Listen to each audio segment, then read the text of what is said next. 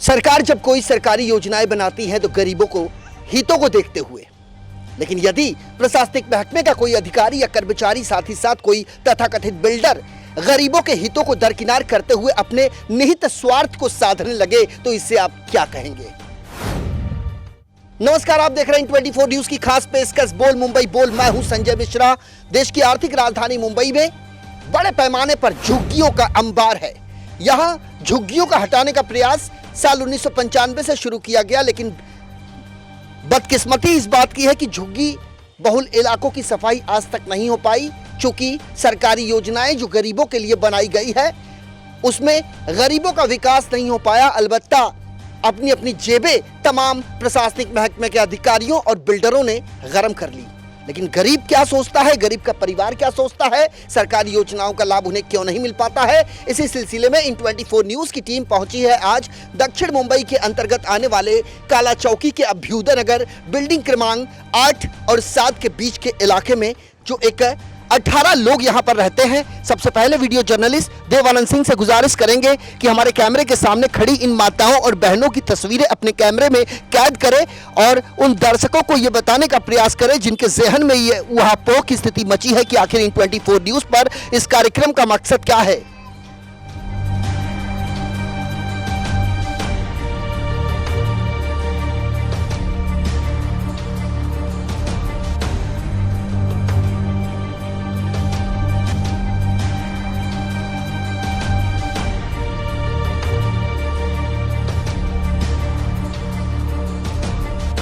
तो हम आपको बता दें कि मुंबई के कई इलाकों में झोपड़पट्टी पुनर्वसन योजना की शुरुआत की गई। जब से इस पर अमली जामा पहनाने का संकल्प लिया हिंदू हृदय सम्राट बाला साहिब ठाकरे ने और उनकी शिवसेना ने। महाराष्ट्र के मुख्यमंत्री उस दौरान थे मनोहर जोशी साहब। भारतीय जनता पार्टी और शिवसेना की साझा सरकार थी महाराष्ट्र की सत्ता पक्ष में। मकसद था गरीबों के विकास का, उनके पुनर्वास का। लेकिन जैसे ही अमली जामा पहनाने की बात आई झोपड़पट्टी पुनर्वसन योजना को, तो कई इलाकों में कुकुरमुत्तों की तरह विकासकों की बाढ़ सी आ गई। उसमें विकासक तो बहुत कम, उंगली पर गिने चुने रहे, बाकी के सब कॉन्ट्रैक्टर और सो कॉल्ड दलाल साबित हुए। यही कारण है कि बिल्डरों का विकास हुआ लेकिन गरीबों का विकास नहीं हो पाया।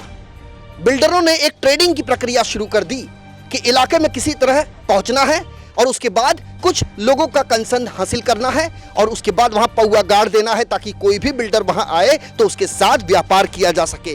लेकिन जब गरीबों के विकास की बात आएगी, जब गरीबों के पुनरुत्थान की बात आएगी, तो कोई भी राजनेता हो, प्रतिनिधि हो, प्रशासनिक महकमा हो या राज्य सरकार का कोई अनुयायी, कोई भी सामने आने को तैयार नहीं होता। हमारे सामने बड़े पैमाने पर महिलाएं खड़ी हैं। सबसे पहले हम माता जी के पास जाएंगे और उनसे ये जानने का प्रयास करेंगे कि यहाँ चल क्या रहा है। सबसे पहले आपका नाम जानना चाहेंगे। मेरा नाम शारदा है। आप यहाँ कितने साल से रहते हो? 50 साल से। 50 साल से रहते हो। आपके परिवार में कौन कौन है? मेरे परिवार में 3 मेरा लड़का है और एक मेरा आदमी है और सब मिलके 35 जन है हम लोग। यहाँ पे कुल रहने वाले कितने मकान है? मकान 3 है हमारा। अभी पहले कितना, सब मिला के कितना मकान है? 18 मकान। हाँ। मैंने सुना है यहाँ पर SRA स्कीम के तहत विकास कार्य चल रहा है, सही बात है ये? बोलेगा तो। SRA स्कीम का मतलब जानती हैं माता जी आप? नहीं। झोपड़पट्टी पुनर्वसन योजना के बारे में जानती हैं माता जी आप? हाँ।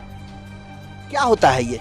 इधर हम लोग को पात्र करके भी नहीं देता है और हमारा तोड़ने को रोज रोज आता है और बिल्डर हमको धमकी देता है और बोलने को जाता है तो बोलता है रॉकेट डाल के जला के मार डालेगा। रॉकेट डाल के? हाँ, जला के मार डालेगा। जी क्या? तुम मत डालो तो हम तुमको डालते। क्या? राकेल। हाँ। क्यों, आपने कौन सा पाप कर दिया? हमने जो घर बांधा ना उसके लिए तोड़ने को आए, बहुत ही कंप्लेंट करता है हमारा ऊपर। और फिर बहुत ही जो इधर 18 रूम था ना उसने 25 रूम पास किया और जो नीचे का दुकान ही है वो इधर का भी पास किया, दुकान का भी, और इधर 5 रूम अंदर डाला है, वो भी हमको कुछ बोला नहीं। जो हमारा पात्र है ना उसको मना करता है कि तुम्हारा नहीं है। तुम्हारा नहीं है? हाँ, ऐसा बोल। आपके पास बिजली का बिल है? हाँ, सब कुछ। आपके पास राशन कार्ड है? हाँ, सब है। तो इधर के सोसाइटी जो बिल्डर जो मिलके जो गेम करके गए पहले वो, तो इधर 18 रूम थे। फिर उसके बाद उन्होंने 25 रूम करके 7 रूम अलग से उनको एक्स्ट्रा दे दिया उन्होंने। 18 रूम का 25 रूम किया गया। 25 रूम करके 18 रूम 25 रूम करके उसको 7 रूम उन लोग को दे के और मिल के और गड़बड़ किया वो लोग ने। बहन एक बात बताइए, यहाँ पे जब बिल्डर आया तो पहले शुरुआत में हमारे पास जो इन्फॉर्मेशन है कि साल 2006 से यहाँ पे झोपड़पट्टी पुनर्वसन योजना की शुरुआत हुई और उस समय से लेके आज तक जो स्थिति यहाँ की है उसके बारे में थोड़ा सा बताइए। जैसे कि आपने कहा पहले 18 रूम थे, 18 में से कितने रूम टूटे? 18 में से अभी तो 3 बचे हैं और दूसरा बाकी 15 टूट गए। आपने बिल्डर को कंसर्न किया है? बिल्डर को आपने अपना सम्मति दिया है? सब दिया है। नहीं, आपने एग्रीमेंट किया है बिल्डर के साथ? वो नहीं दिया है एग्रीमेंट। यहाँ का एनेक्सर 2 बना है जिसमें पात्र अपात्र करते हैं? हाँ वो बना है लेकिन हमारा नहीं बना है।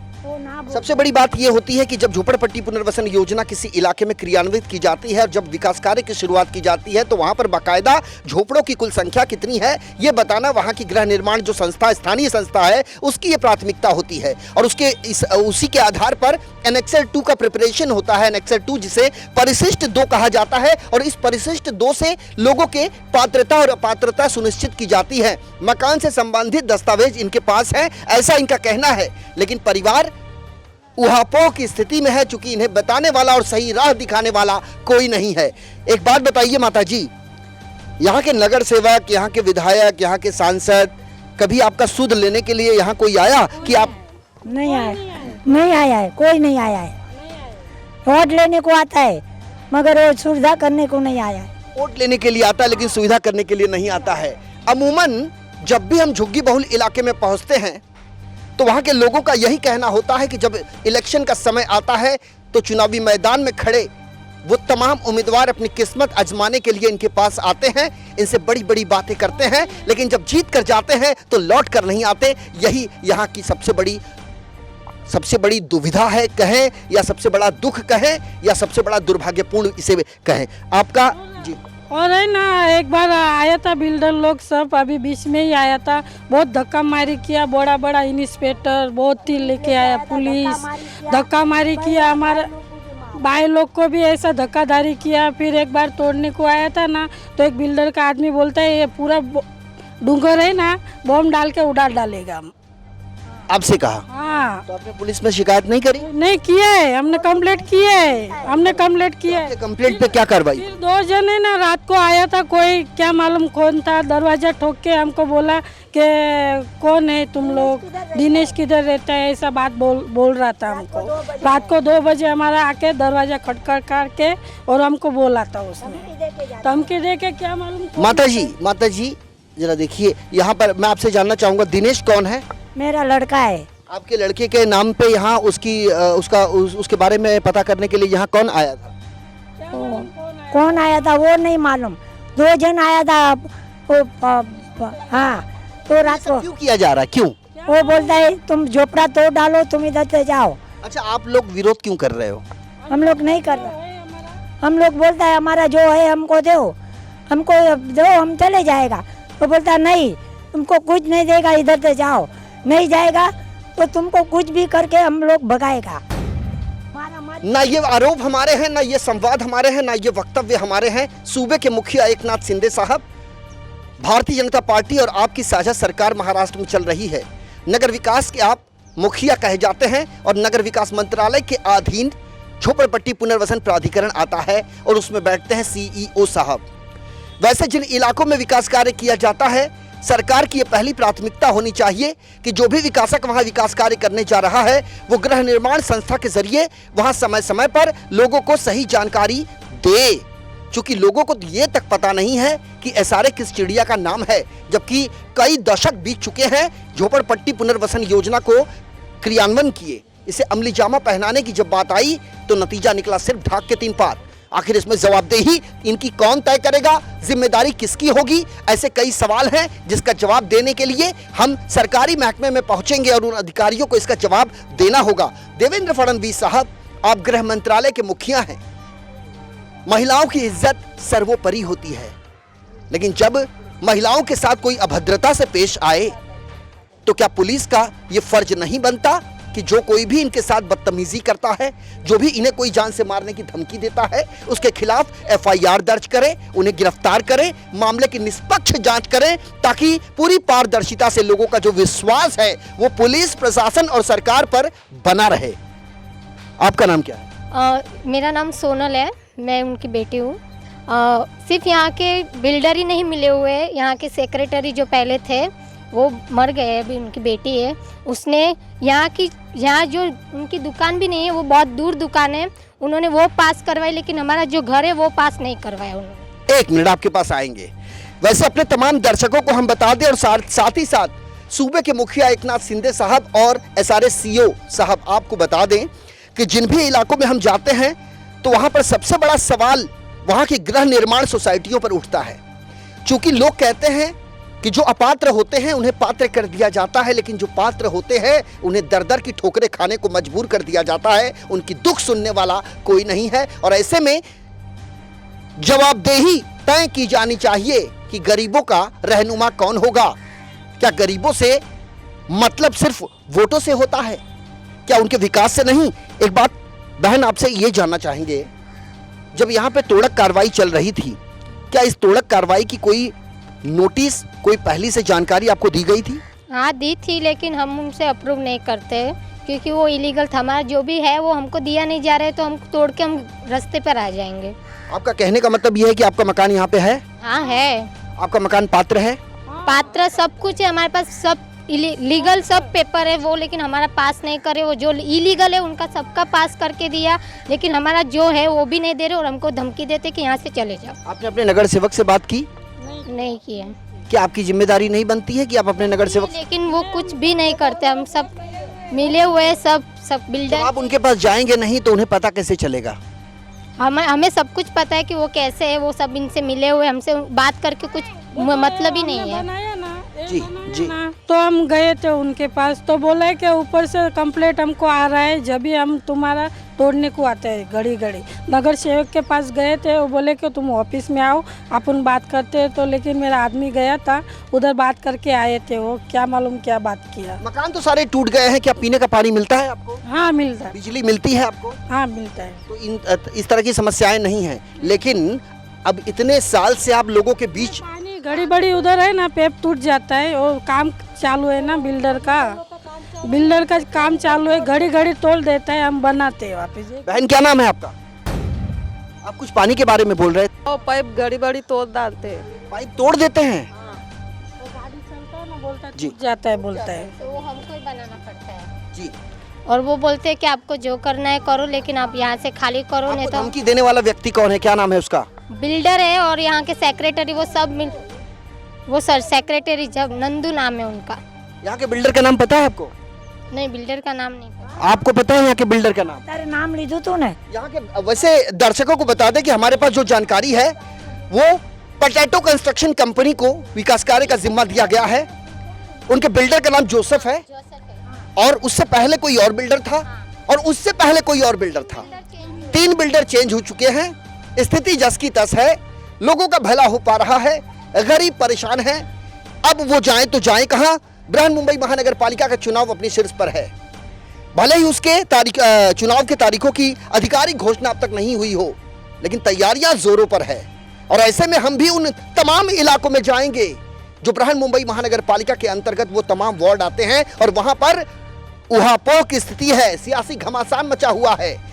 एक तरफ महाराष्ट्र में इन दिनों राजनीतिक गहमा गहमी चल रही है, अलग अलग मुद्दों को लेकर आरोप प्रत्यारोप का सिलसिला चल रहा है, लेकिन गरीब अपने परिवार के साथ किस बदहाल की स्थिति में रह रहा है, उनका विकास नहीं हो पा रहा है। एक आस लिए बैठे हैं, टकटकी लगाए कि कभी तो इनका विकास होगा, लेकिन आज तक इनका विकास नहीं हो पा रहा है। माता जी एक बात बताइए मुझे, यहाँ पर आपको हमेशा डर लगा रहता है? हाँ डर लगता है, रात को दिन को वो आता है, 40 जन आता है साथ में, और आके धमकी देता है, ऊपर आता है, बोलता नहीं खाली करेगा तो तुम लोग के ऊपर बहुत हम कार्रवाई करेगा। और आपकी उम्र क्या है? हमारा 75 75 साल के हो। 75 साल में कभी ऐसा दिन देखा था आपने? नहीं देखा था। अभी ये बिल्डर आया जब भी हमने देखा है। ये डोंगर पे कोई नहीं था, पहला हम ही आया था, हमारा सास का सास सब इधर ही गुजर गया, हम इधर ही रहता था। ये लोग बाद में आया, इधर का ना वो बना और हमारा निकाल दिया, और उस वो लोग का मराठी लोग का सब कर दिया, हमारा नहीं किया। हमारे पास सब रुपए मराठी लोगों का कर दिया और आपका नहीं? नहीं किया, वो लोग का करके चले गया, वो लोग को भाड़ा दिया। अभी मेरा 5 साल हो गए, मेरा घर तोड़ डाला है, हम रोड पे रहता है, हमारा बाल बच्चा भी हमको नहीं रखता है, हम किधर जाएगा? बुढ़ी और बूढ़ा किधर जाएगा?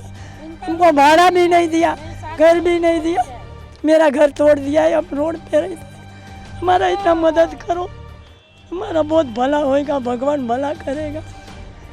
वैसे भारत को पुरुष प्रधान देश कहा जाता है, महिलाओं के विकास के बड़े बड़े दावे किए जाते हैं, लेकिन एक वृद्ध महिला जिसकी आंखें डबडबा रही हैं, जिनकी बदहाल स्थिति को देखने के बाद ऐसा लगता है कि मानो ये अपने बदहाली पर आंसू बहाने को मजबूर हो और सरकारी महकमे के प्रशासनिक अधिकारी मूकदर्शक बनकर तमाशा देखने का काम कर रहे हैं। लेकिन इसके पीछे वजह जो भी हो, इन 24 न्यूज का यह वादा है कि यदि किसी प्रकार का कोई नेक्सस है तो इस नेक्सस को हम तोड़ के रहेंगे और इस कार्यक्रम को इन 24 न्यूज पर तब तक प्रसारित करते रहेंगे जब तक सरकारी महकमा अपनी कुंभकर्णी नींद से जाग नहीं जाता। यहां तक कि जब हमें जिन जिन रास्तों को अख्तियार करना पड़े, उन रास्तों पर जाएंगे और वहां के जिम्मेदार लोगों से ये पूछेंगे कि आखिर अब अभ्युदय नगर काला चौकी का जो इलाका है वहां चल क्या रहा है। हम पोटैटो कंस्ट्रक्शन कंपनी के मालिक जोसेफ साहब आपके पास भी आएंगे। मुंबई के कलीना इलाके में आपका कार्यालय है, उस कार्यालय पर हम दस्तक जरूर देंगे और आपसे ये पूछेंगे कि वजह क्या है कि ना आप विकास कार्य कर पा रहे हैं और ना ही आपके विकास कार्य में यहाँ की आम जनता कोई दिलचस्पी दिखा रही है। डर तो इनके जेहन में इस कदर भर चुका है कि यहाँ कब कौन आ जाए और इनके साथ क्या कुछ हो जाए, ये सोचकर ये डरे हुए हैं। 3 लोग पर कार्यवाही की जाए, यहाँ के अध्यक्ष, सेक्रेटरी, बिल्डर और एसआरए, वो 3 ही हमें परेशान करते हैं ज्यादा। 3 लोग ज्यादा परेशान। हाँ। आपको डर लगता है? डर लगता है? हाँ। आपने कभी ऐसा दिन देखा था? नहीं, अभी मेरी शादी होके तो 3 ही साल हुआ है, तो मैं इधर आई तो सब आके तो सब बराबर था, पर फिर तोड़ डाला और बहुत परेशान करते। हम लोग छोटे बच्चे लेके किधर जाए। सारे स्कीम के बारे में मालूम है आपको? नहीं, वो सब आपको पता है कि गरीब झोपड़े को उसके झोपड़े के बदले फ्लैट देती है सरकार, ये सब पता है आपको? हाँ, वो मालूम है। एनेक्सर 2 पता है आपको? परिशिष्ट 2 क्या होता है? उसे बोलते पर कुछ मालूम नहीं मुझे। कहने का मतलब यह है कि वादे तो किए जाते हैं, लेकिन वादों की कसौटी पर कोई खरा नहीं उतर पाता। और जिम्मेदारी किसकी बनती है, जवाबदेही किसकी बनती है, हम तमाम लोगों से ये पूछेंगे।